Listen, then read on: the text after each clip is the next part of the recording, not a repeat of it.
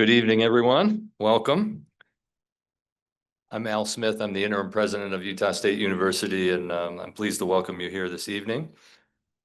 We live in challenging times.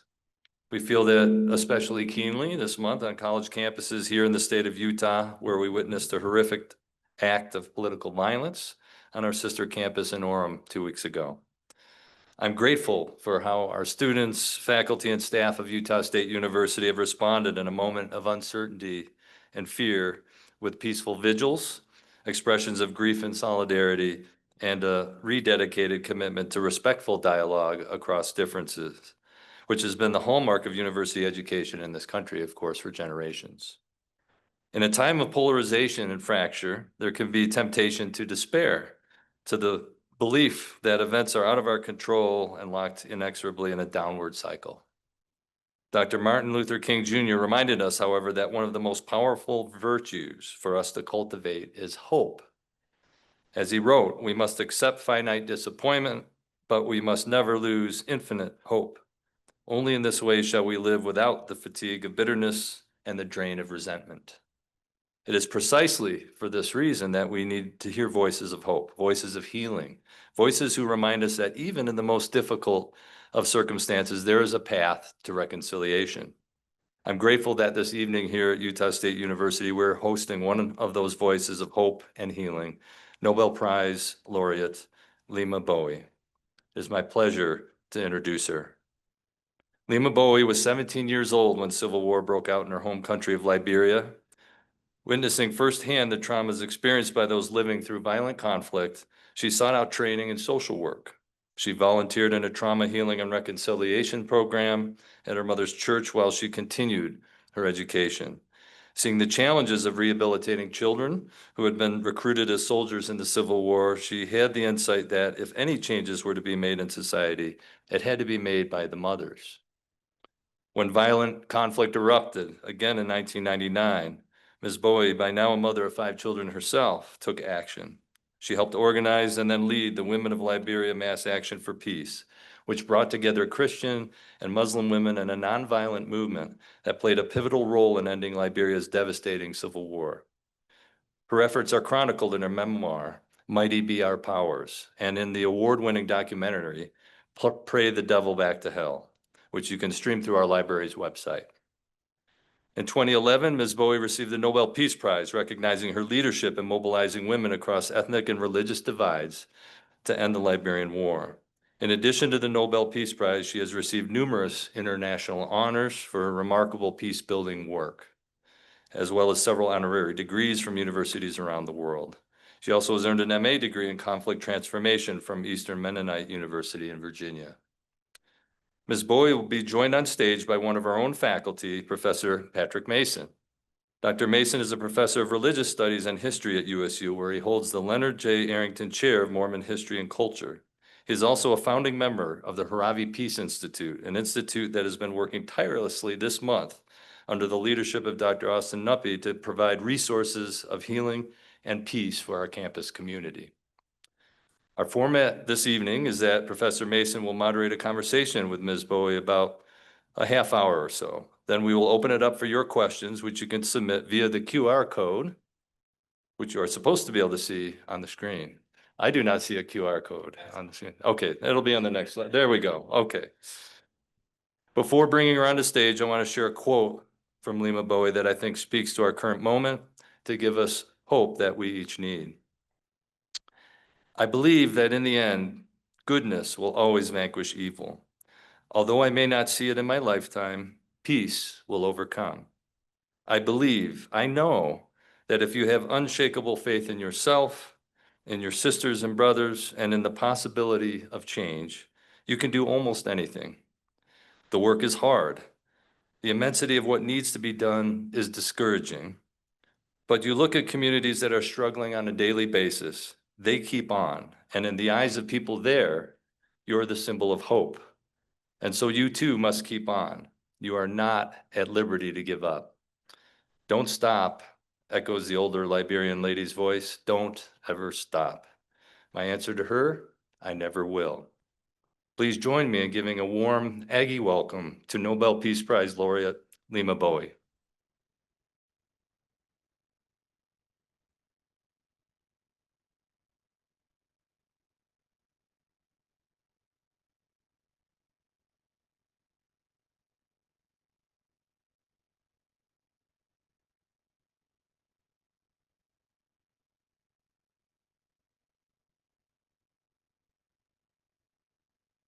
Thank you, President Smith. Are we on here? There we go. Thank you, President Smith, and thank you, most of all, for being here tonight. Thank you all for joining us for this conversation. And at any point tonight, yeah, you can just scan on your phone using the QR code here. Submit the questions. We'll get to as many as we can after I ask Ms. Gbowee a few questions. But let's start. I assume that many people in the audience have either read your memoir or seen the documentary or otherwise familiar with your work, but maybe not everybody has. So I want to just briefly revisit some of your experiences during the war, and then we'll dive into some other questions. So first, just I think it's so hard for me to understand, and I think for most of us who have lived in comfort and security here in the United States, what is it like to live in a country at war, especially as a woman, as a daughter, as a sister, as a mother? Especially as a 17-year-old Yes. who was going to basketball games and had just graduated high school and was planning to be a pediatrician. And all of a sudden, you wake up one day and you are a child, and in a matter of hours, you are fending for food and you're an adult. It's very difficult for, like you said, for anyone to imagine.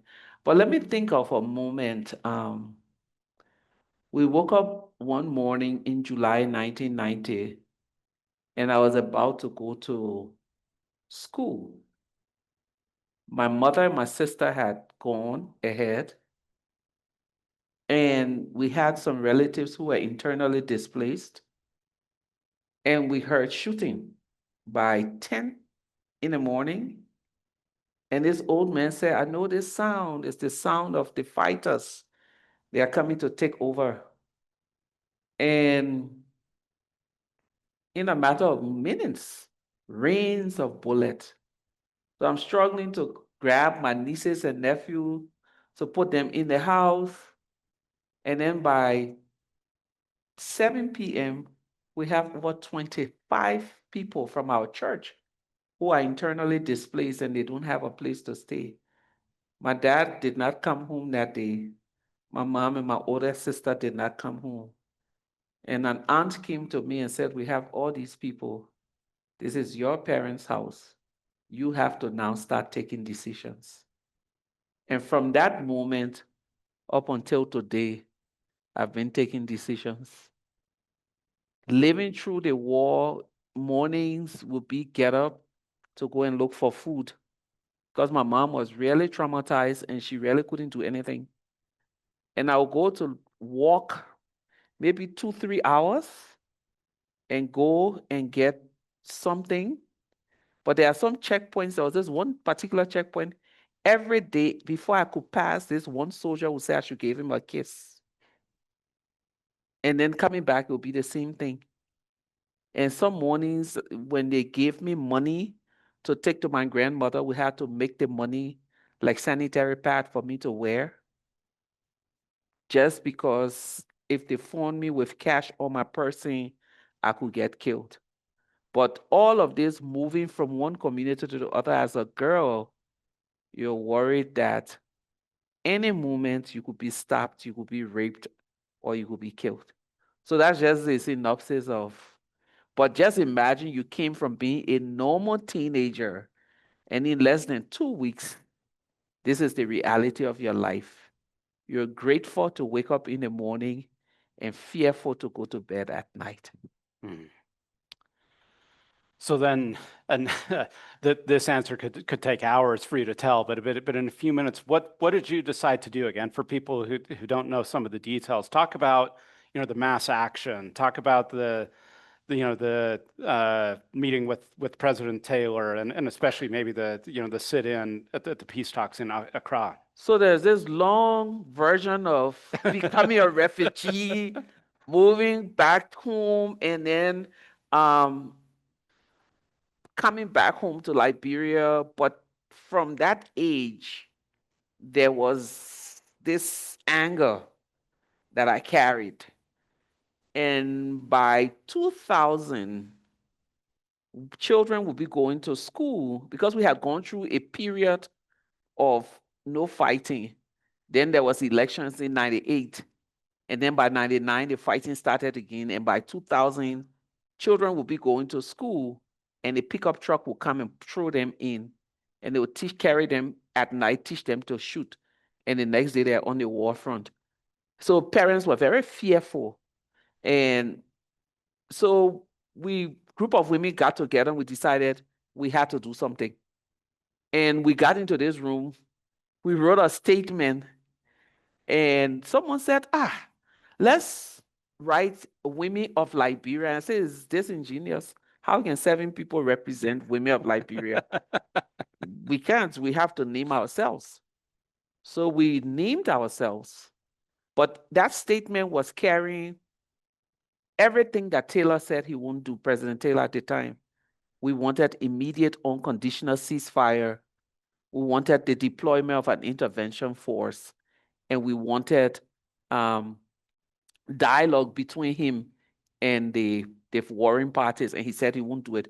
So we issued a statement and we've written it nicely. And then we're sitting there and say, how are we going to popularize it? And we call a friend who was a journalist, a female, and she came and she said, but I need money. And we're starting a movement with nothing. And someone said, oh, well, I have $10 in my handbag. And they gave her the $10. The next morning, that statement gained traction, not because of us, but because of everything we're demanding. So people wanted to see the 7 fools that were challenging Taylor. And because we put our names there, and so the media was coming to interview us. And then next thing we had about 30-something women join us, 65, 200, and the movement just like imploded. And by the time we decided we were going to bring ourselves outside, we had more than 2,500 women on a given day to protest the war. And so you were, I mean, in some ways you were speaking for the women of Liberia, even if it was only the 7 of you. And so talk about that. I mean, you went and you wore white clothing and then went and sat in a very public place, right? To demonstrate your protest of the war. So we're making things up as we're going because we weren't experts in protest. But one of the things that our movement had that was very special to us, it had a lot of spirituality attached to it. So we went back to the Bible, and when Esther was preparing to intercede for the children of Israel, she was wearing sackcloth.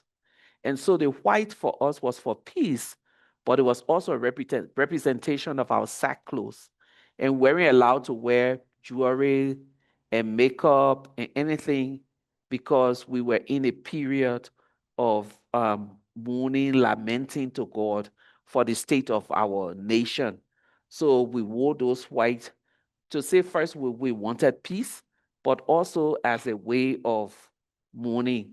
Then we would do statements and we would do different things, but it was just like making, like every day we woke up, we decided, because none of us had a master's in conflict transformation at the time. What we had was the pains of rape, abuse, and children being conscripted into fighting forces. We had the pain of almost 10,000 of 10% of our compatriots being killed. We had the pain of 500,000 people in refugee camps across West Africa and the rest of the world. We had the pain of 1 million people being internally displaced.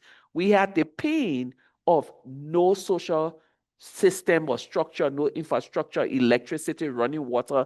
None of those things were available. So those were the pains that we're carrying. So that's what we wanted to do. And that's what we're projecting out there as we went out every day. And the pain was it was in front of us, but it was not to make us bitter.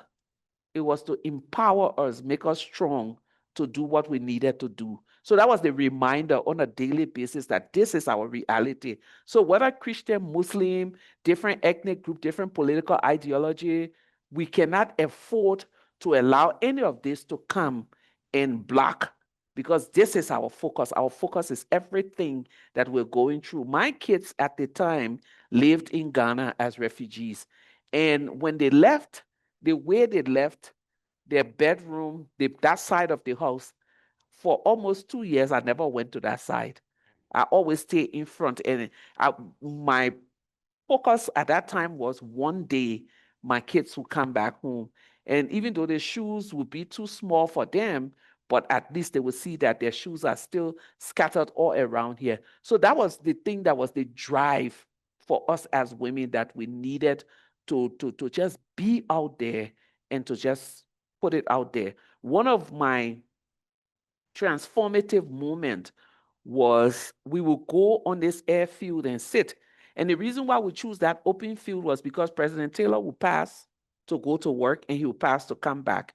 But one of the mornings, and I live not far from there, so I could walk. Every morning, because the women would tell me leaders are the first to show up and the last to leave.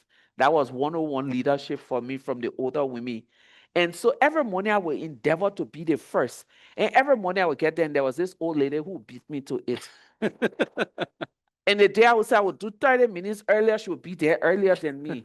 So one of the days I sat down and she didn't look like someone who should be protesting. She was always cold. Her cloth was torn. Her slippers were old. And I sat next to her. And fortunately for me, I could speak the native language that she spoke. And I asked her, "Why do you come?" And she turned to me and said, "Do you have sons?" I said, "Yes, 2 at the time, 2 boys." And she said, "I had 2. And one died during the first war.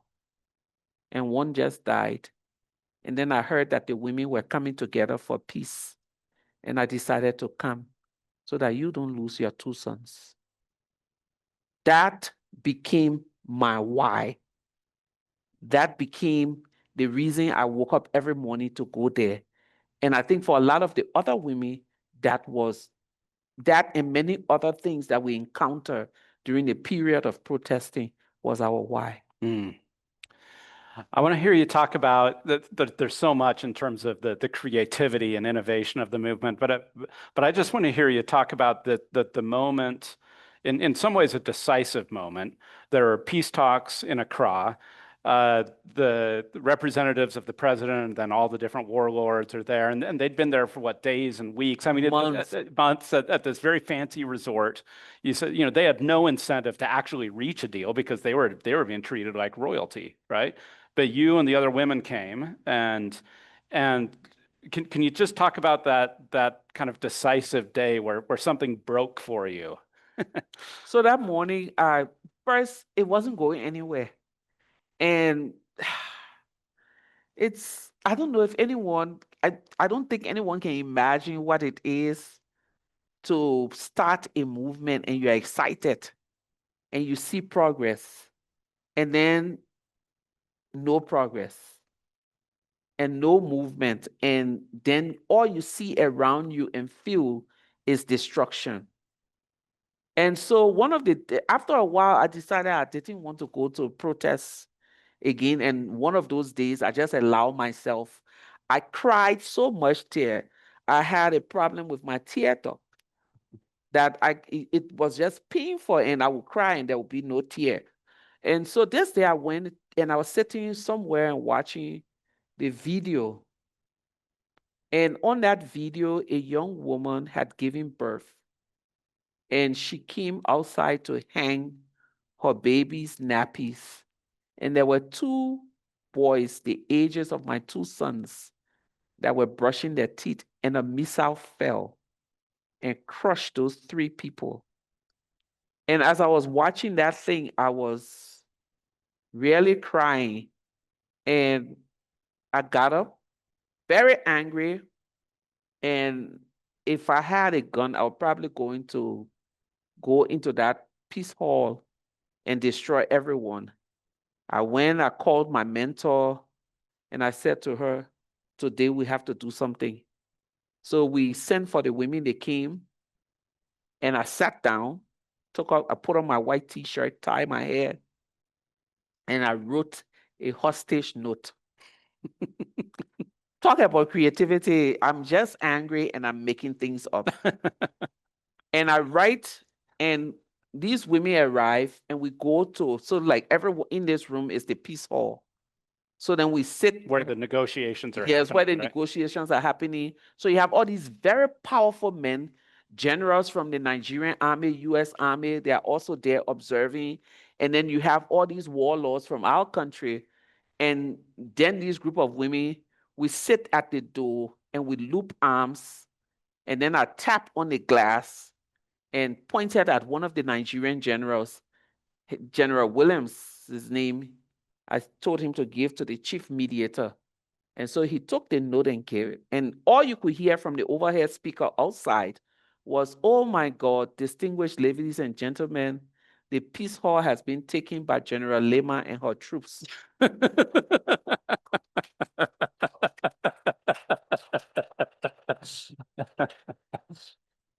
And so he comes, but before then, this one warlord decides he's coming outside, that he was not going to allow. But in that moment, the military and the police came to arrest me. They were like, "You are obstructing justice." How are unarmed women obstructing justice? In my anger, I said, "Okay, if you will arrest me, I'll strip naked." So I took off my hair tie and I decided to disrobe. And the two who were holding me fled.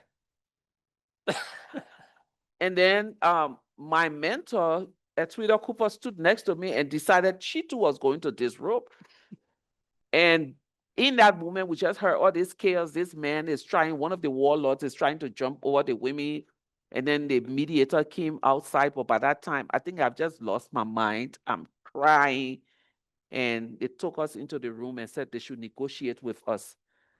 But these men who were very powerful, all of a sudden, the same police that was arresting me was coming back to us to say, "Oh, the men are jumping out of the window." So they were actually leaving, passing through the window, leaving because they thought we were going to keep them. And we said we're going to keep them in there. No food, no water. That's what the hostage note read until they signed the peace agreement. But for us in those moments, it was, for me personally, these people were getting over $1,000 a day. And those are some of the things that makes it very difficult for peace agreements to be signed, if we're to talk about some of the, because there's nothing to make them want to sign. People who were poor, who had come and had nothing, they were living their best lives. And so they didn't have any reason to want to sign. The longer the peace talks dragged on, the more money they made. And we were determined that we're going to do everything to push them. So after that one act of trying to, it became a very solemn place because they knew that the women would come back. And we weren't joking that we're going to come back because the lives of many people were hinged on what they were doing in that room. Yeah. Yeah. Yeah, I really encourage, if you haven't seen the documentary or read the book, you get just far more detail about all of this. It's phenomenal. So let me ask you a few other questions. I was struck at one point, one of your colleagues told you, if you're going into the field, you must be armed with ideas. We're here at a university, of course. What's the role of education, both for your own personal development, but then also in your formation as a peace builder? I think it's really very important. And sometimes when we talk about education, it's not just a classroom one, like I'm doing peace studies. It's basically learning your community, learning humanity, learning different things, that will help your work. Um, I tell people there's absolutely no way you can say you're going to do peace work with a lot of hate in your heart. It's not going to work. When we were protesting, at some point, I was very angry and I didn't know how to channel my anger. So those were the days that I was literally not going to protest because I equated anger with violence. I equated my anger with, I just want to grab one of these warlords and do something to them. But eventually I came to understand that anger is a fuel. You know, most times I tell people that when I ask students, when I'm teaching them, what can you say distinguishes Dr. King from Hitler? And they look at me like, how do you put Dr. King and Hitler in this? Or what are the similarities? What are the similar traits between Dr. King and Hitler? And I get the look like, are you really serious? Is there anything that Dr. King and Hitler have in common? And my answer is yes, both were very angry. Dr. King was angry at what all of the political and dynamics that was happening. Hitler had his own level of anger. But the difference between these two men is how they pour their anger. And I tell people that anger is fluid like this. And every time we get angry, we are confronted with two containers, the violent container and the nonviolent container. So Dr. King chose to pour his anger into the nonviolent container, whereas Hitler decided, I'm going to do this with it. So in those moments, I did not have that knowledge. I didn't have that education on what to do with my anger. That's the first thing.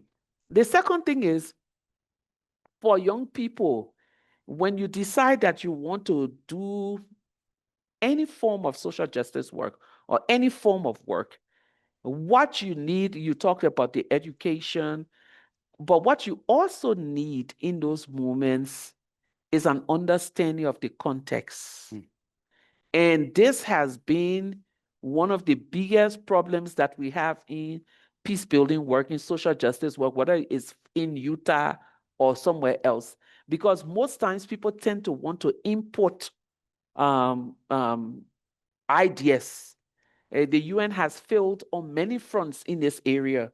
They had a one-size-fits-all, that's how I call it,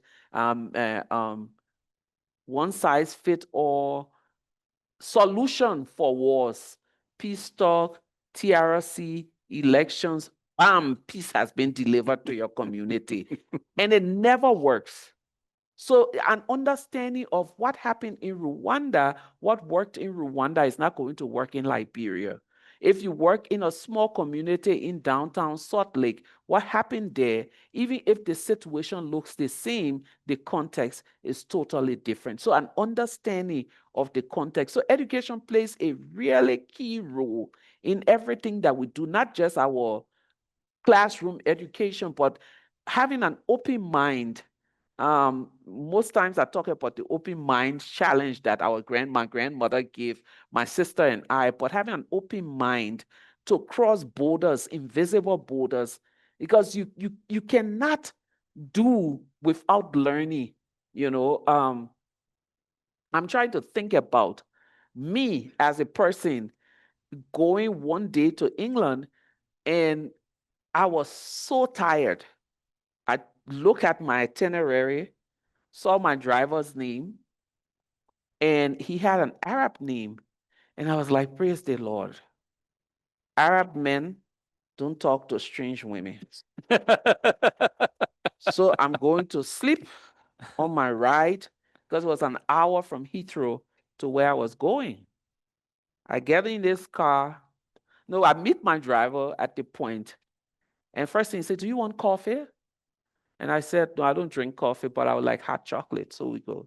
And those were the days we didn't have internet, WhatsApp, do you need a SIM card?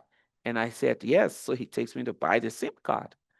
And then we get in the car and I lay my head back and we drive like 3 minutes. And he said, excuse me, ma'am, I apologize, but I like to talk. I said, now, Lord Jesus, you have a sense of humor. So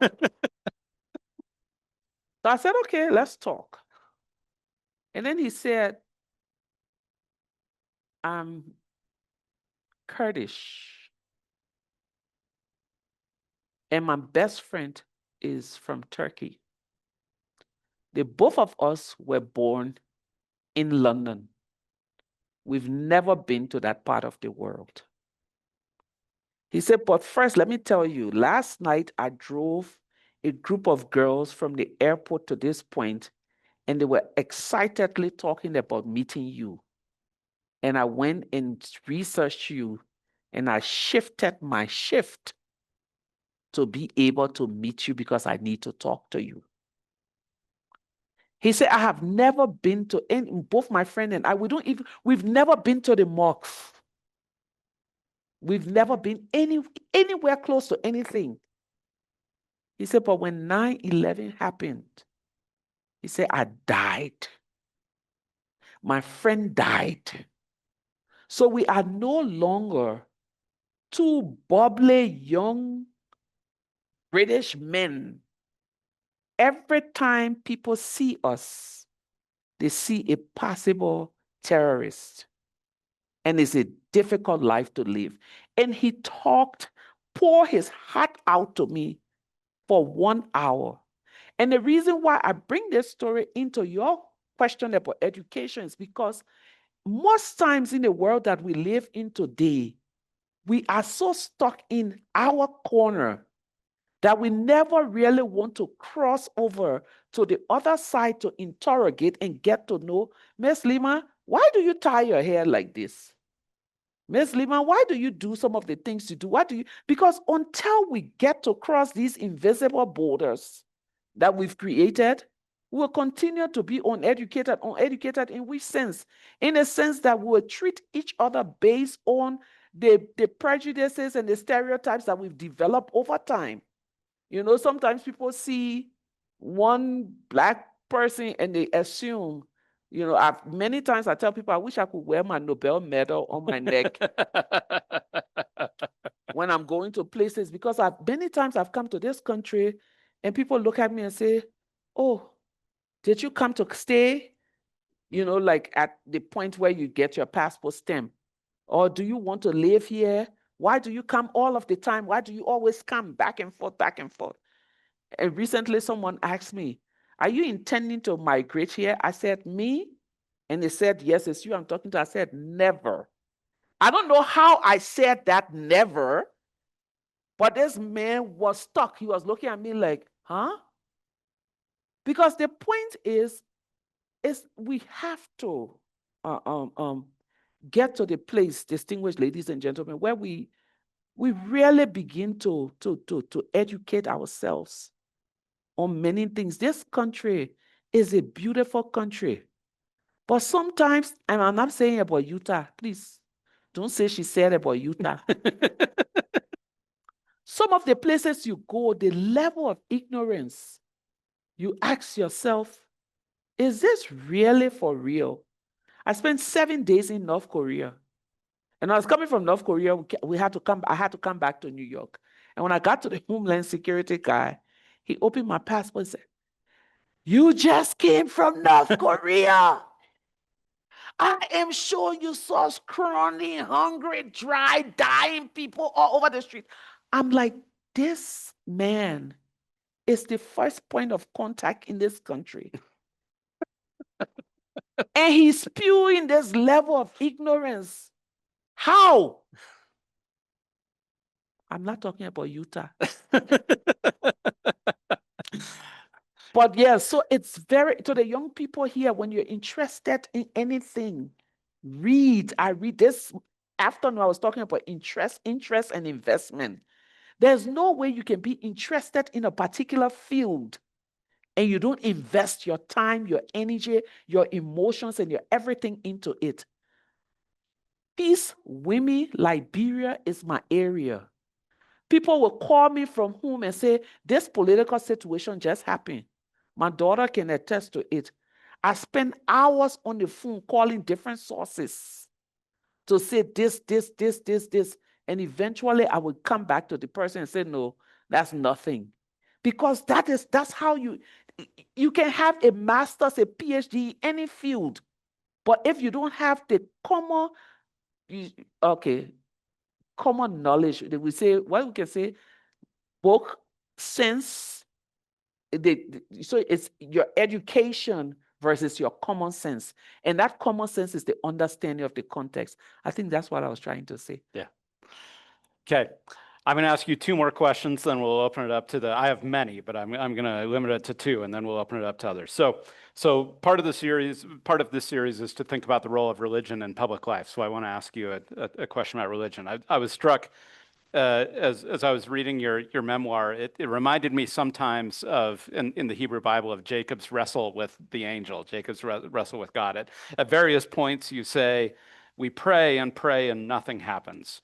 I stopped talking to God, and you fooled me, God." But despite these lifelong arguments, you never really stopped talking to God.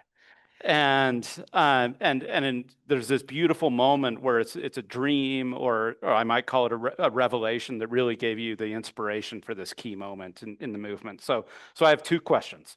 First, what has your faith done for you as a peacemaker and as a human being? And second, how are you and God getting along these days?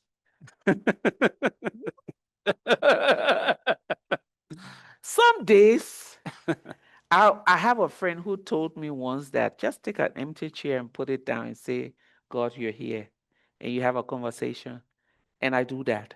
Like, I travel a lot, and sometimes I'm alone on the airplane, and I'll be like, Jesus, this place that I'm going, I really don't know what I'm going to say, but you have to tell me. Or sometimes it's like I'm exhausted. I don't know what I want to do. And like I get to a place, and sometimes it's just like miracle. So I'm going to Brussels to speak at the parliament, and I'm having brain freeze or brain fog. Is that the word, brain fog? Nothing. I've turned like nothing. And I'm going to talk about girls and girls' education. You would think that it will flow naturally. Nothing. And I arrived at the airport. From the airport, they take me straight to the castle and gave me a room to change because I had to go to parliament in that moment. So as I'm changing in that room, my phone beeps and I picked it up. And this is one of my students. And this girl says to me, "Thank you. You always told me there was another way than selling my body. And I believe you because I've seen there's another way. Thank you for being you. Because of people like you, girls like myself can dream." And I was like, Jesus, this is it. And I read that text in Parliament and follow up with a call for people to invest in girls. And it was one of the most powerful things they said they've heard in a long time. So he comes true for me in many different moments. My faith guides everything that I do. Now I run a foundation in Liberia, and we started with 12 students. Today we have 569 students, 569 students. We pay for everything. And sometimes I'll wake up in the middle of the night. I sleep with notebooks by me because I know that God will speak. And I will wake up frantically writing. It's either one project or the other, one idea or the other, one thing or the other. And recently, I was building a dormitory for girls, and we're just about to finish when I got a new assignment from God that you need to do this. I said, why can't you just wait? Like, I'm still trying to raise money for this, and you're coming at me. And I felt like, so I went to my pastor and said to him, I haven't finished this work. And then I get a new assignment. And he said, you're a willing soil. As long as you're a willing soil, God will continue to use you. So my faith is really very important to me. Many years ago, I would go to places and I would be shy, not ashamed, because I didn't want to suffocate people. That's how I felt with my faith. I go to the UAE every year because I used to sit on a boat there, but every year I go there to do some work. And there's this one guy who would help me with my pet project, buy stuff for babies. And one of the days I stood up to say something and say, as a Christian, and he said, huh? Leymah, you good person, but I don't know you Christian. I was very ashamed. And I went back to my hotel room after everything and said, God, don't ever let it be said that we know you are good, but we didn't know you were Christian. That's an indictment. So now when I go to places, I say, as a Christian, I apologize if you feel, because really and truly, for us people of faith, and I believe that there are a lot of Christians in here, regardless of, when you go to other countries where there are other people of faith, they're not shy about their faith. But most times we are. I'm not saying use your faith to choke people. What I'm saying is sometimes instead of even just saying, let your faith speak through your actions, compassion, empathy, all of the different things. So really and truly where I am with my faith now is, Lord, if you say go, I will go. Because I know that there is not a moment that I will fail once I'm following wherever you're sending me. So my faith is really very important to me. And one of the things that I like about the faith that I have now is that one of my daughters recently said, the Holy Spirit is a gossip. So I said, what do you mean by that? I said, how else do you know what we are doing if the Holy Spirit is not gossiping about you? Like literally, I will pick up my phone and call someone and say, there's something going on. Oh. And it'd be like, Mama, how did you know? I said, I was praying. And this my niece was with us for a moment. And one day she brought a diary, teenager. And I was coming out of my room when my then 15-year-old said to her, huh? Is that a diary? What are you writing in that diary? She said, no, I just want you to see. I have some stuff. Please, please, I don't want to. Leymah can pray. And Jesus will tell her, I don't want to get in trouble. Take your diary away. I backpedaled back into my room, fell on my bed, laughing and said, Holy Spirit, thank you. But I love serving God. I love that He loves me. I love that it is not lost on me that there are many competent women in Africa who could be in this chair. But for whatever reason, God chose me. And I'm forever grateful. And I always say, let it not be that pride carried me and that I got so overwhelmed with lights, cameras, and action that I failed to follow the call. Yeah. Okay, my last question for you. You spend a lot of time here in the US, between here and Liberia and all over the world. And so you know the state of the country. We're in the political polarization, the cultural conflict. And you've lived through a civil war, right? I mean, there's some surveys that show that more than 40% of Americans think there will be another civil war within the next decade, right? I mean, you actually know what that looks like. So what advice would you give to Americans? What warning signs do you see here in the United States? And then what would you tell, not all of America, but what would you tell those of us in this room? What can we do about it? Not people in Washington or something like that. What can we do about it? Now you're giving me permission to talk about Utah? Yes. All you want. Go for it. I think the first thing that I would say is that in these moments, we need to create spaces for dialogue. Whether you are left or right, front or center, until we stop screaming at each other and begin to listen. That's the first step, I think.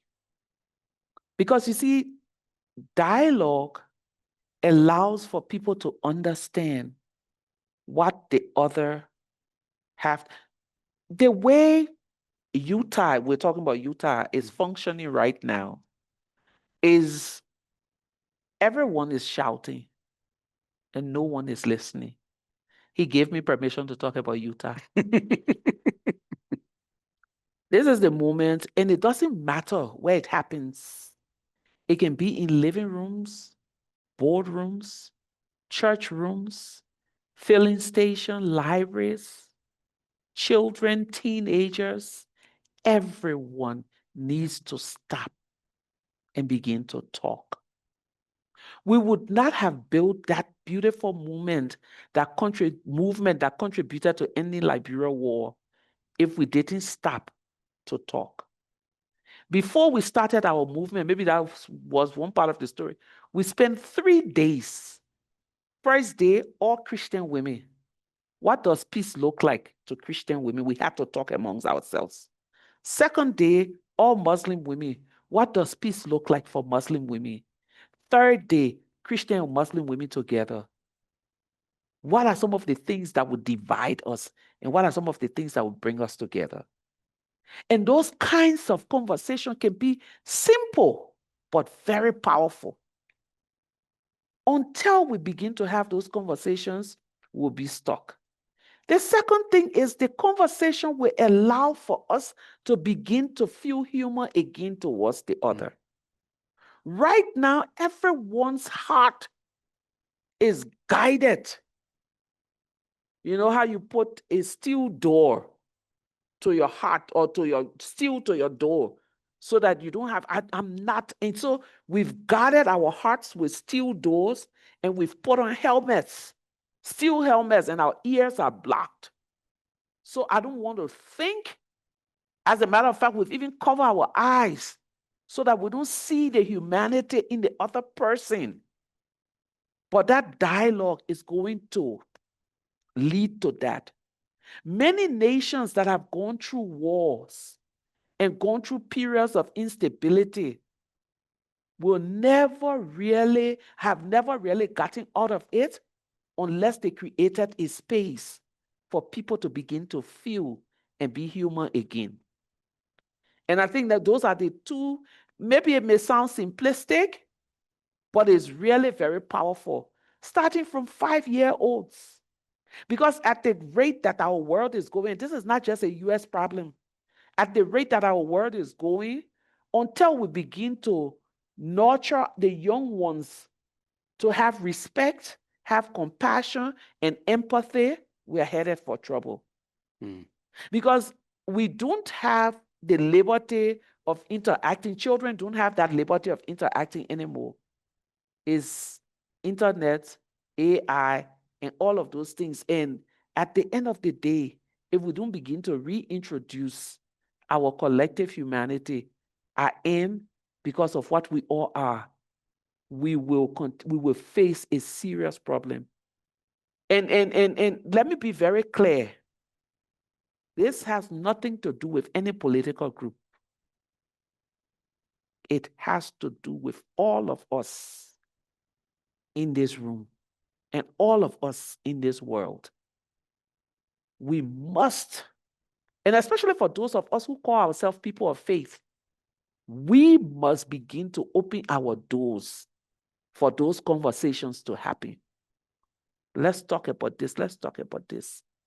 I see your humanity. Do you see I like to tell the story of once coming to the US, and I don't like DC airport because I feel like DC airport is that one airport where they put a lot of people in a small room. Anyone been in that small room, where they pull you from there and you show by your hand. I've been there many times. Don't be shy if you've been in a small room. Yes.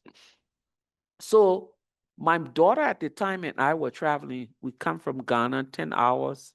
We get there, they pull us aside into the small room, and everyone is sitting like this and very tense. And the Homeland Security guys are moving up and down. And babies are crying, trying to cry, and their parents are trying to cover them. And I forgot whose child I was holding. And she said, "Leave me alone. Leave me alone." She was learning to talk, and that was some of the things she could say.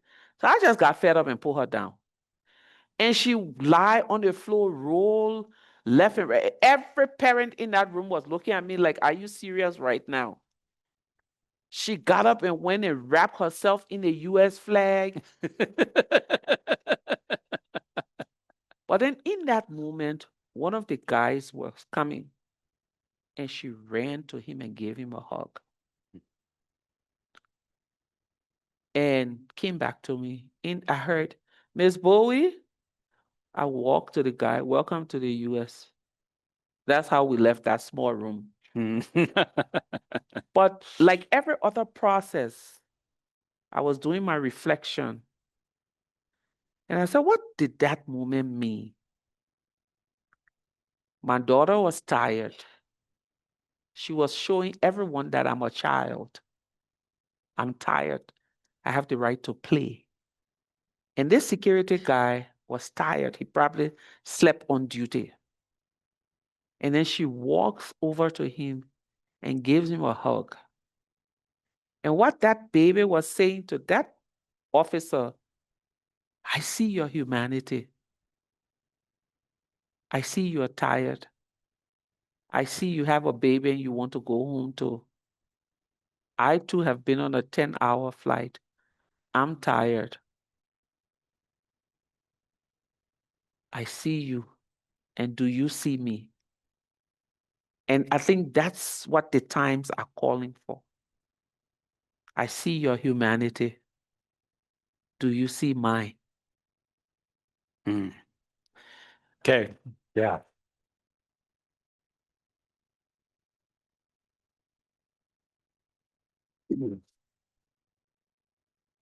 I want to get to as many of these questions as we can. We only have a few minutes left, and thanks to everybody. Sorry, we won't be able to get to all of them.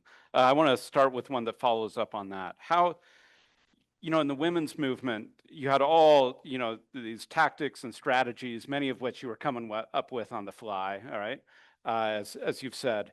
But I think one of the most amazing things, as this question says, is that you managed to do it while honoring the humanity and the dignity of even the people who had done terrible things, like truly terrible things. So how did you do that? How did your movement do that to foster that sense of not demonizing people who had done demonic things, of having respect for people who had not respected you? So I'll give a quick example. In 2003, when disarmament was about to happen, some of the peacekeepers, they would not go into the forest where fighters were to bring them to town because they were afraid of the firepower. They didn't know what kind of weapons they had where they were.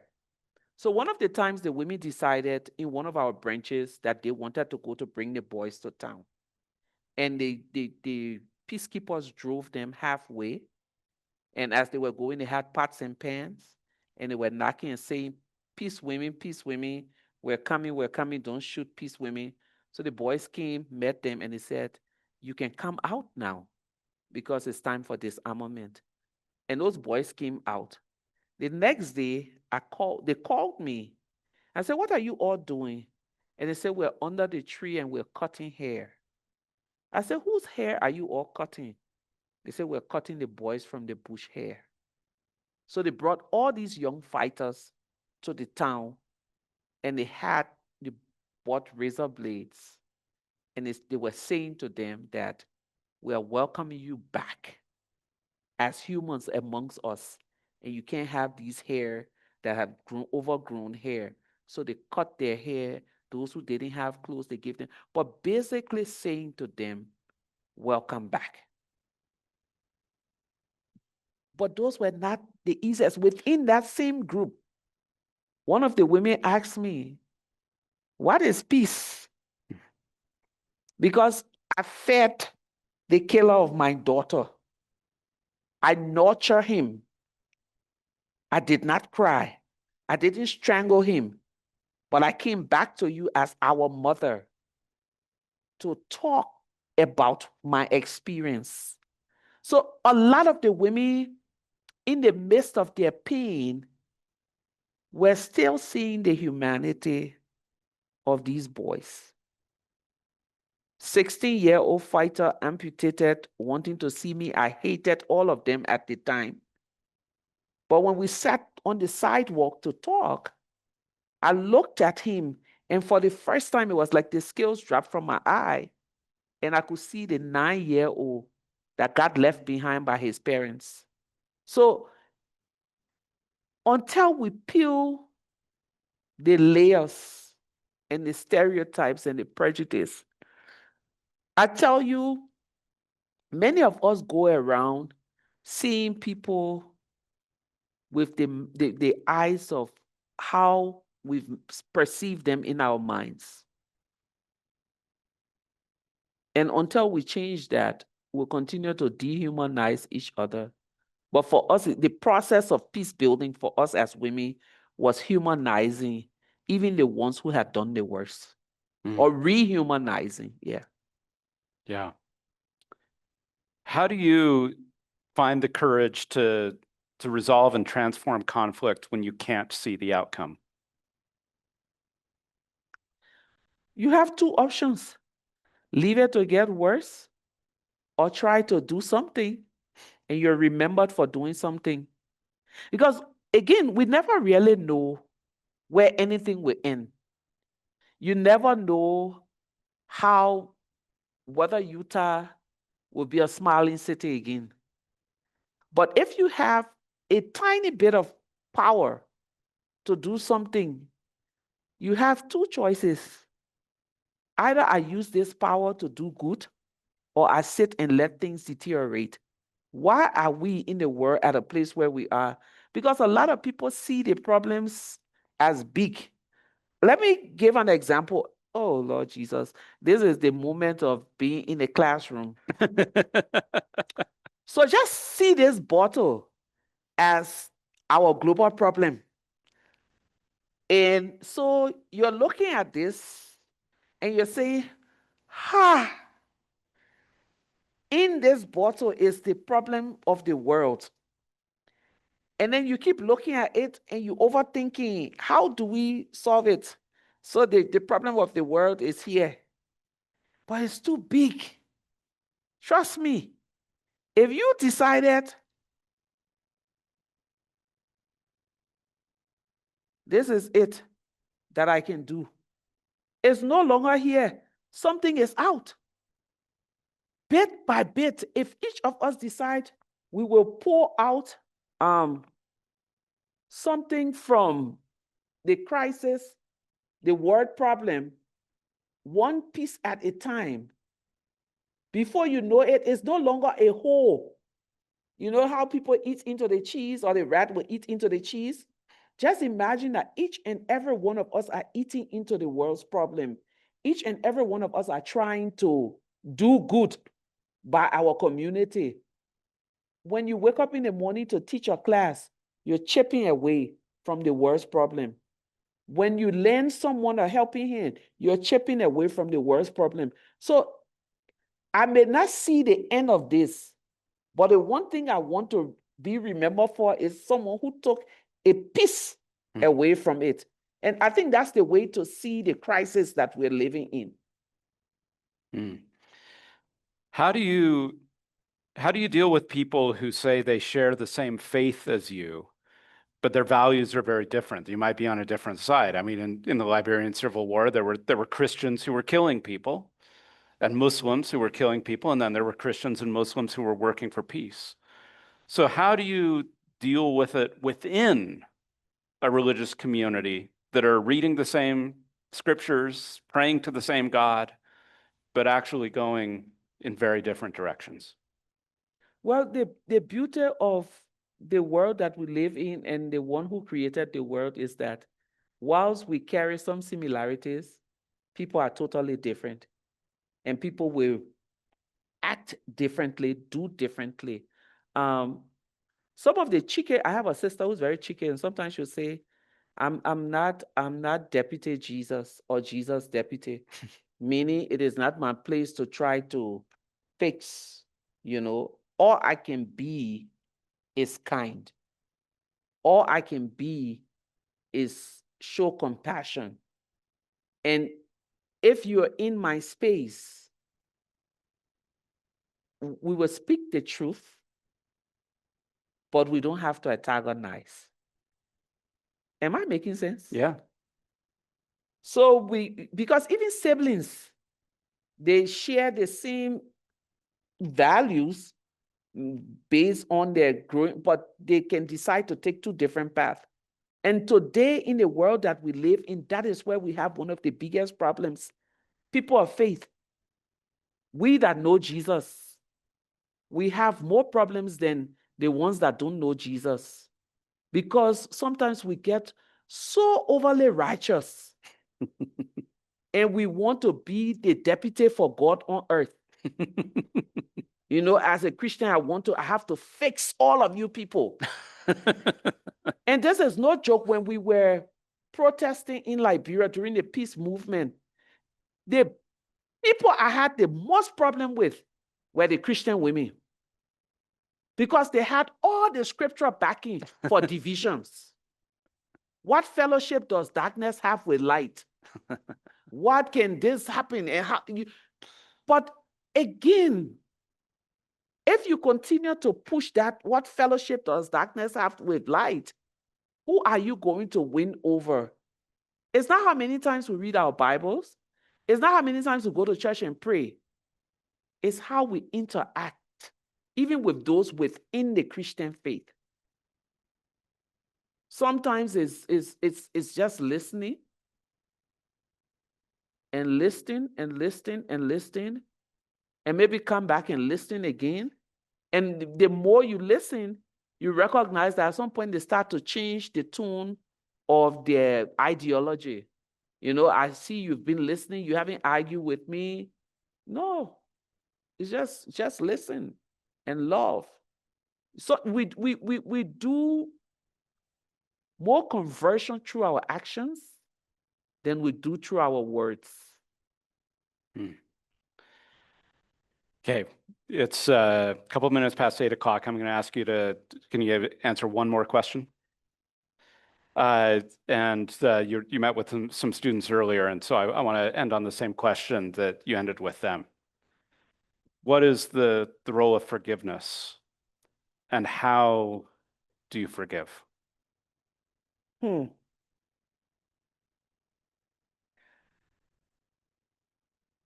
When you've been offended, you are tied to the person who offended you.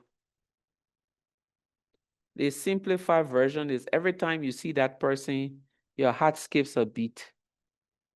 It shows that emotionally, psychologically, you and that person are tied together. The more you carry that hurt, someone once said, it starts with anger, then it goes to bitterness, then it becomes a poison. And that poison is basically you taking that poison and expecting someone else to die. The person who offended you. So I'm so angry. I've gotten bitter, and this bitterness has turned into poison. At some point, you have to let go. And you say it's not that simple. No, it's not. For someone who came through a war, there is not a single Liberian household that can tell you that they didn't lose someone. Every one bit of us in that nation will tell you, I lost a relative. There is not a single household in our nation that someone will say, I didn't lose a friend in a very violent manner. But you ask yourself, holding on versus letting go, do we really want to go through 14 years of killing each other again? So sometimes releasing yourself and letting that person go is the first step towards your healing. Because there can be no healing without forgiveness. I'm sorry. regardless of whichever way you go, you can't heal until you let go. And some people say, let me just sit with it for a moment. That's okay. It's legitimate. The feelings that you have, that I just want to sit with my anger and my unforgiveness for a moment. But my response or my take to you is, please don't sit too long. Because the longer you sit, you pass it on to generations and generations. But in that room, I said to the students and to some of the professors, it's tedious to carry a whole ethnic group with you. It's tedious to carry a whole political group with you. It's tedious to carry a whole family, because we use your necktie in there. So someone has a scarf here. Maybe if I show that illustration, Right. Can I have 2 students and 1 scarf? Please. Okay, we got a scarf. Yes, come on. You have your scarf. It's why don't you like me? Don't you like me? One more person, please. Come up. He's Liberian. Come. And you send me that Facebook message, right? Okay, so leave this. Bring your hand. And because you are Liberian, no, like this. No. Because you are Liberian, I'm going to say you are the offender. So when great harm happens, this is what happens. You're tied. The offender and the offended. You're tied together. You try to go your way. Impossible. You try to go your way. So for the rest of your life, you're carrying someone along that you don't intend to carry. You can't progress because you're tied to this person. So since he's the offender, he then realized that it is a burden. So I'm going to her to say sorry. She's offended. He caused the harm. So he has decided, I will say sorry. And the easiest thing is, okay, I forgive you. And both parties are free. But sometimes the offender is so stuck in their ego and this whatever. So then she's waiting. And then after a while, she decides, I want to heal. So she comes to him and say, you know what? A great harm was done to me. But I want to come and let you know that I forgive you. I let go. I have forgiven you. And still stuck in his ego, it's like, I didn't do anything wrong with you.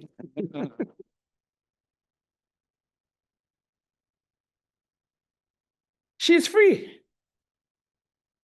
You're free. But he's still dragging her along. And it's impossible for him to do anything. But in a case where he comes, recognize his wrong, and say, I'm sorry, and she refuses to accept it, even though he is the offender, he's free, and she's still dragging him along. And it's difficult to progress in these moments. So you see some people who have lived through war, there are many families that they've passed it on in our context from one group to the other, and they can't seem to move past anything over all of the years, starting from the 1980s, where the coup happened, 13 family members were executed publicly before we even got to the war. And you have those families, they're still angry and bitter. And even though those who offended them have come to ask for forgiveness, some are saying no. So over time, you see not the physical demise, but the economical demise of these very wealthy families, because again, no one is thinking, they're still stuck in that place of revenge. So then all of their resources are just going. So it's really very important for all of us to invest in taking that journey to healing. And it's not an easy journey. And sometimes when you decide to heal, you're waiting for the person or persons to legitimize your pain. And if they decide not to legitimize your pain, what do? Do you stay in that place? But I must say something, and since I have to, you gave me permission to talk about Utah. This is a moment in the history of the world that we live in, whether it's Liberia, whether it's New York, whether it's Utah, whether it's Nigeria, that beyond having these dialogues, it's time for us to legitimize each other's pain.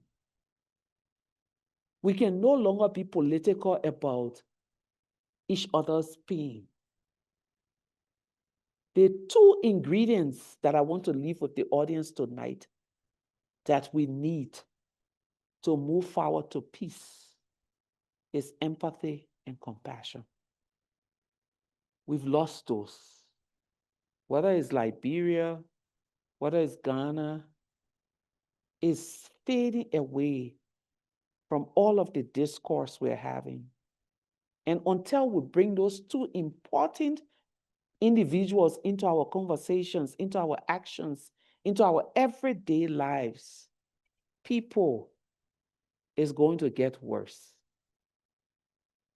This community is very small, and this community could lead the way to compassion, empathy, and peace.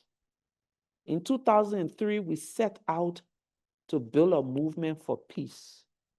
In the process of building peace, we healed wounds, we built communities, and we gave people hope in humanity again.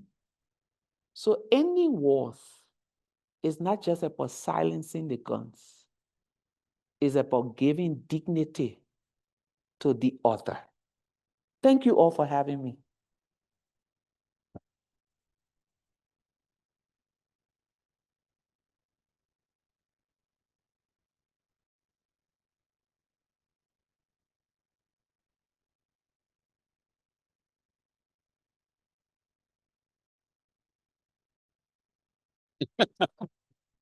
Thank you. Thank you. Thank you for being here tonight. Thank you all for coming tonight, and have a good night and go out and build peace.